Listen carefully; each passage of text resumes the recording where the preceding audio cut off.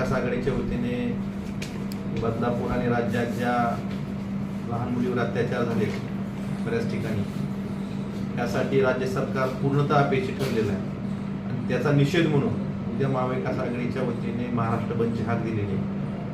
आमची तिघांचीही आम्ही तिन्ही जिल्ह्याचे जिल्हा प्रमुख म्हणून धाराशिव जिल्हावासियांना आवाहन करतो की जिल्हावासियांनी आपल्या लेकीसाठी, आपल्या आया बहिणीसाठी आपण एक दिवस या बंदमध्ये उत्स्फूर्तपणे सहभाग नोंदवावा आणि या झोपलेल्या निर्ढावलेल्या सरकारला जागं करावं.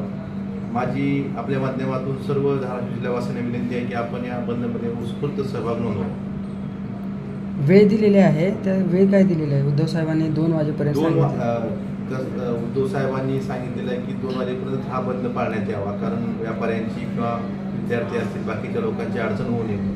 2 वाजेपर्यंत हा बंद राहणार आहे आणि यासाठीच आम्ही सर्व कार्यकर्त्यांनाही महाविकास आघाडीची विनंती करतोय, सर्व सामाजिक संघटनांनी विनंती करतोय, सर्व व्यापारी असतील, छोटे छोटे उद्योजक असतील, या सर्वांना विनंती करतो की आपण उत्स्फूर्तपणे उद्या दुपारी 2 वाजेपर्यंत बंद पाळावा आणि जे निर्डावलेलं सरकार आहे, ज्या एका लहान मुलीची फिर्याद घ्यायला 12 तास त्या सरकारनं लावले, ज्या उत्स्फूर्तपणे जी लोक आंदोलन करत होते त्यांना भाडोत्री म्हणलं गेलं, असे हे निर्डावलेल्या सत्तेची मस्ती असलेल्या सरकारला जाग आणण्यासाठी आपण उद्याच्या बंदमध्ये महाराष्ट्र पूर्ण सहभागी होणार आहे.